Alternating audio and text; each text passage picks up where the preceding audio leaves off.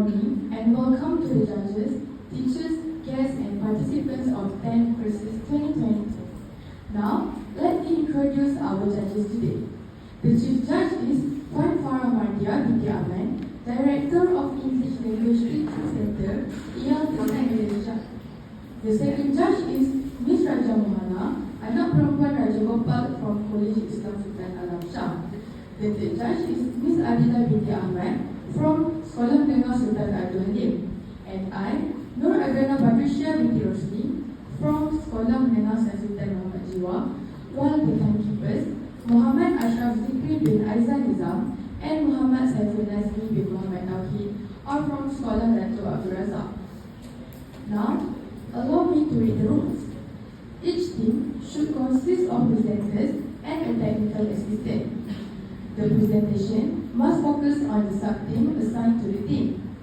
The duration of the presentation should not be more than 10 minutes. The bell will ring once at the 9 minute and twice at the 10 minute. A question and answer Q&A session will be conducted after each presentation. Now, I would like to invite representative from Experimental School of Education Science, Team 1 to present.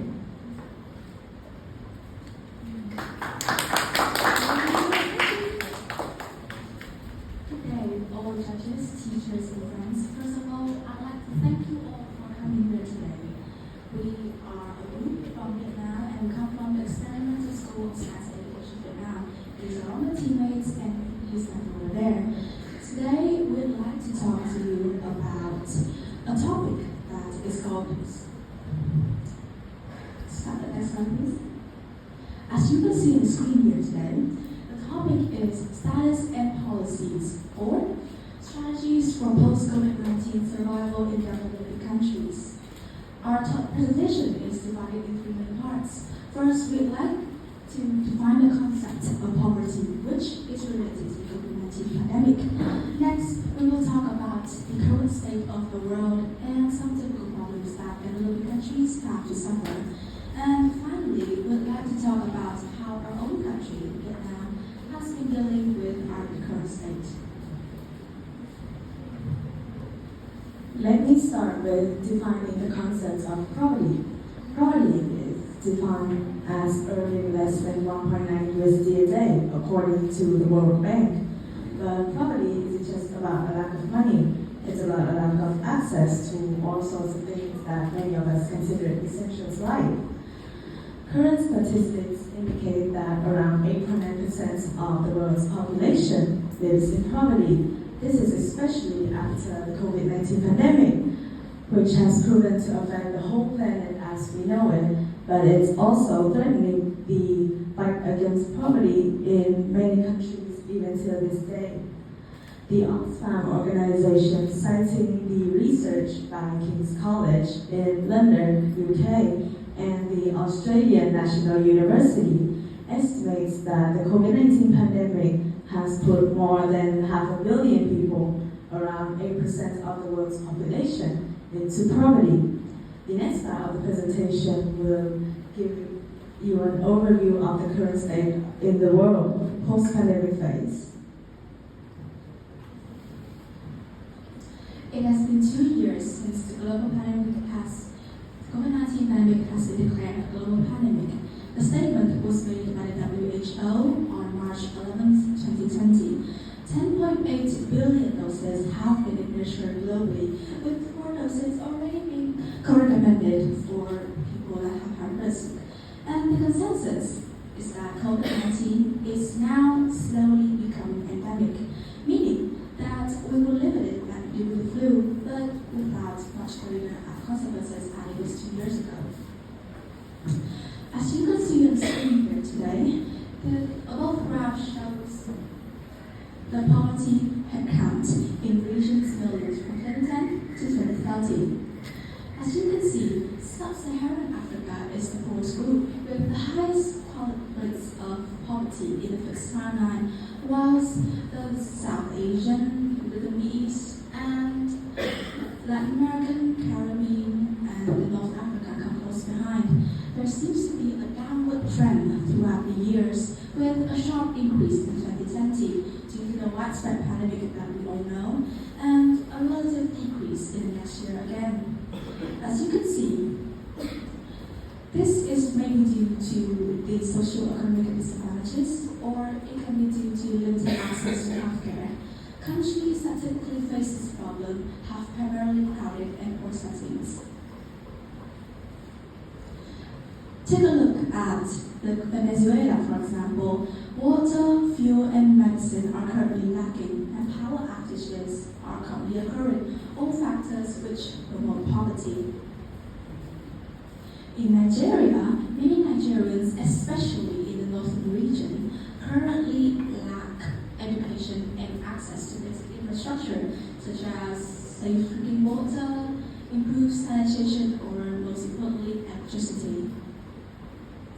Lastly, Afghanistan, inflation rates are still relatively high as residents scramble to take their savings to buy cash after the Taliban takeover in August. Well, these are the countries that we will have me represented to make an example of how our work has been dealing with post-pandemic phase. However, one thing we would like to go into more detail is Vietnam, our own country. Okay, so you have just heard about 3 countries, which is Venezuela, Nigeria, Afghanistan, and these are all countries which has been heavily affected by the COVID-19 pandemic. Now, our country, Vietnam, has also been a country which has heavily been affected by COVID-19. But we can now safely say that we have entered one of the most positive period since the COVID-19 pandemic has transitioned into an endemic state, which means that no one really uses face masks anymore, and vaccination rates are very high at this point. So, this means that the next step in our strategy is to focus on the recovery of the economy. And we are focusing for this year to have a GDP growth of 6% to 6.5% in the remainder of 2022. Now, next, throughout the whole COVID-19 outbreak, the Vietnamese government, we have applied many policies related. The first of which is the cutting of the value-added tax rate from 10% to 8%. In case anyone doesn't know, this is just a kind of sales tax that you can see on your cash receipt when you buy things at the grocery store. And the second policy is the application of the open door movement for the policy. This is basically when there's little to no taxations through border controls and custom controls related to imports and exports in foreign countries. Yeah. And not only this, we have 2 international policies. First of which is the Regional Comprehensive Economic Partnership, as well as the entry into the EU-Vietnam Free Trade Agreement in 2020. And these 2 policies related to international organizations, they have helped our country move past this endemic state. The next of which is 2 policies, again, but now it's more related to government incentives given to the poor people of Vietnam. The first of which is $970 million were given to more than 24 million workers, both employers and employees affected by the pandemic. The second of which is we will now move on to 2 noticeable timelines related to our government politics. The first of which is in November 2021, our Prime Minister, Phạm Minh Chính, has visited the country France, thereby furthering the 2 countries' bilateral relations, as well as demonstrating France's commitment to investment and enhancing our economic infrastructure. Yeah. We also have 2 social organizations which has made many contributions during the COVID-19 timeline. The first of which is the Vietnam Parliament Front. This organization has raised donations, allocated funds, as well as presented many aid packages to the many disadvantaged people of Vietnam. The second group is the Vietnam Bank for Social Policies. This group has mobilized capital for the poor, kept track of the epidemic situation, as well as reschedule and extend many debt payments. So I've just told you about the many social policies, and now we would like to give you a more brief overview of what's next for our country. For Vietnam, we have been doing everything in our power to fight against poverty. Hunger eradication and poverty reduction have always been a goal and an achievement to make our society a better place. Every organization, big or small, is giving a hand to help reduce poverty. For example, we have a lot of charity shows such as You Deserve It, Wish on Saturday, and many more. These shows are where participants play not only for themselves but also for others. As for our school, we organize charity activities annually.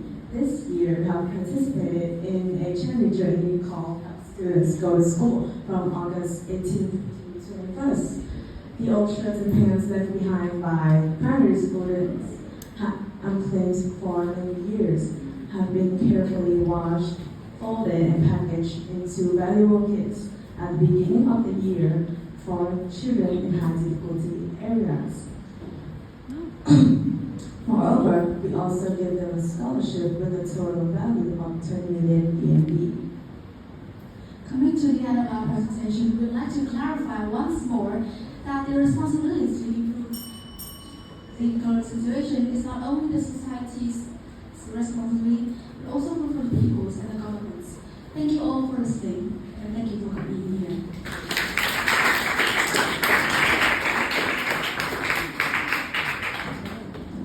Now, I would like to invite our audience to ask questions.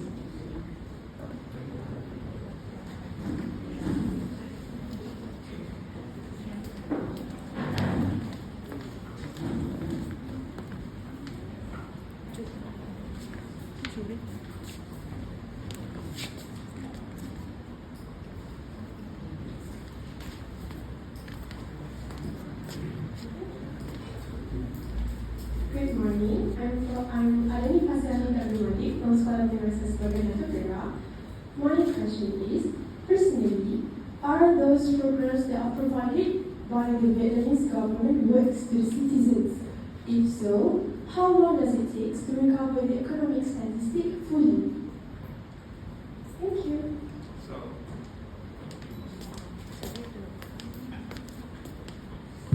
Okay.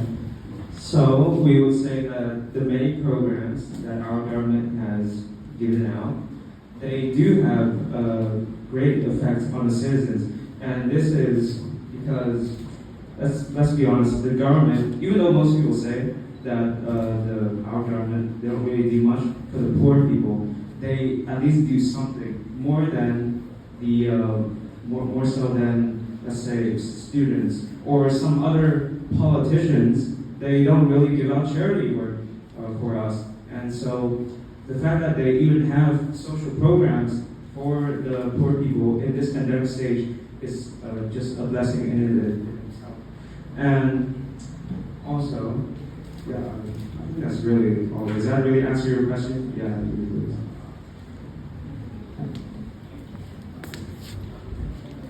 So, thank you so much for that amazing presentation. My name is Ita Maxwell from SM Science Sabah. My question is, how do you define rural poverty and urban poverty in Vietnam?